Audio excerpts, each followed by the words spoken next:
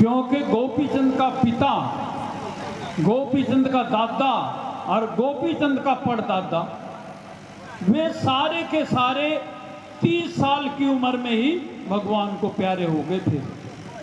तो उसके मन में दहशत थी कि हो सकता है गोपीचंद भी 30 साल के आसपास में चल बसे। तो इसलिए गुरु गोरखनाथ के बारे में उसने सुन रखा था कि वो अमर काया कर देते हैं, क्योंकि गोपीचंद के मामा भी उसने अमर कर दिए थे, भरतरी। इसलिए उसने जो दिलवाने की सोची। उस समय गोपीचंद बड़ा उदास, बड़े भारी मन से, देखिए श्रवण कुमार तो माता की भक्ति के लिए प्रसिद्ध है ही, लेकिन गोपीचंद श्रवण कुमार से कम नहीं। क्योंकि गोपीचंद पहले नहीं चाहता था कि मैं साधु बनूं, लेकिन केवल एक मां के आदेश के आधार पर उसने साधु बनना स्वीकार कर लिया था। लेकिन अब जब वो साधु बन ही गया है और अब मां उसको बुलाने के लिए आई है, तो गोपीचंद अब जाने के लिए तैयार नहीं है। कहने लगा कि मां, घर से तो मैं तुमने काट दिया था, मेरा मन नहीं था साधु बनने का, और अब अगर तू मुझे बुलाएगी तो ढूंढने पे से मेरा गुरु भगा देगा, फिर ये मुझे बुलाने का नहीं है, इसलिए मेरा तो जन्म नरक में ही जाएगा। तो गोपीचंद ने साफ मना कर दिया कि मां, अब मैं नहीं जाऊंगा। लेकिन गुरुजी ने एक सवाल और रख दिया कि बेटा, तुम्हारी जो ये परीक्षा है जब पास होगी, पहले तुम अपने महल में जाकर के अपनी रानी से माता कह करके भिक्षा लेकर के आओ। तो गोपीचंद बोला, गुरुजी चाहे मेरी गर्दन काट लो, लेकिन मैं इस काम को नहीं कर सकता। जिसके साथ में मैं 7 फेरे लिए हैं वो मेरी अर्धांगिनी रही है, मैं उसको भला मां कैसे कहूंगा। तो गुरुजी बोले बिल्कुल सख्त लहजे में कि देख, तेरे राजसी वस्त्र जो तू पहन करके आया था 15 या 20 दिन पहले, वे ज्यों के तो रखे हैं। तेरा रत्नों से जड़ा हुआ मुकुट वैसा का वैसा ही रखा है। अपने सारे वस्त्र पहन ले और अपने घर चला जा, मुझे जरूरत नहीं है ऐसे चेले की।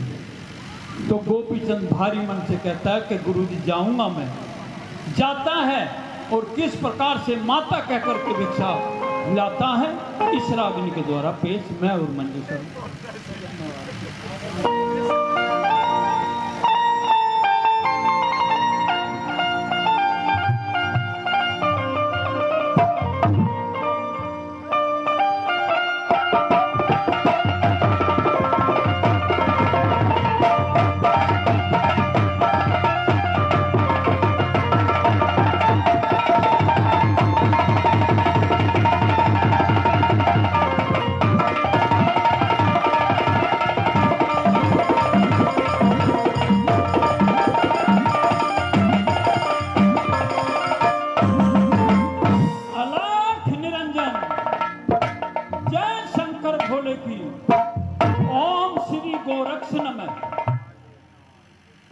माता, तुम्हारे द्वार से जोगी को क्या थोड़ी सी भिक्षा मिल जाएगी? हेलो, साधु संत हैं, गुरु का आदेश हुआ है कि जाओ बच्चा शहर में से भिक्षा लेकर के आओ, इसलिए आपके द्वार पर आना हुआ। हेलो, तो क्या थोड़ी सी भिक्षा मिल जाएगी? माते, भिक्षा, ये हम क्या सुन रहे हैं? अपनी ही हवेली में भिक्षा? स्वामी, एक बार ऊपर आइए। मैं किसी का स्वामी नहीं। वैसे तो अगर तुमने मुझे पहचान ही लिया तो अब ये भी सुन लो कि घर से निकल गया था आंख के आंसुओं की तरह, अब वापिस आने का सवाल ही पैदा नहीं होता।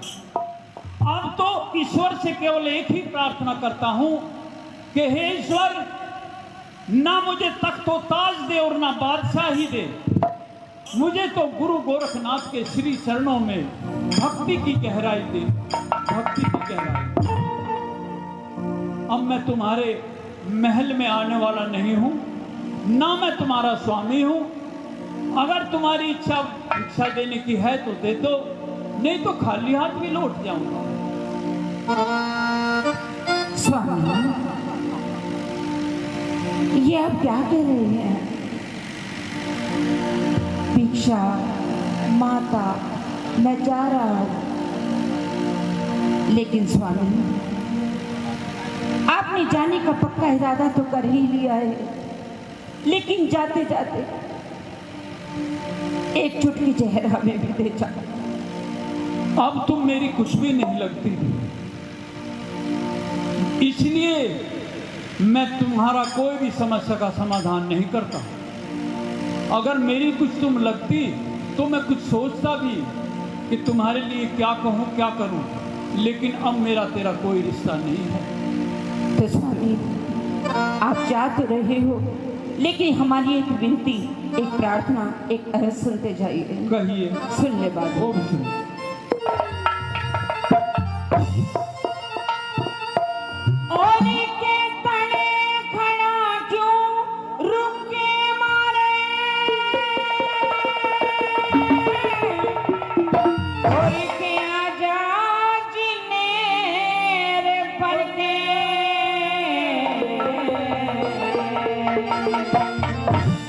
देखिए माता, मैं भिक्षा लेने के लिए भी जिन्ने पर चढ़ करके तुम्हारे महल में नहीं आऊंगा।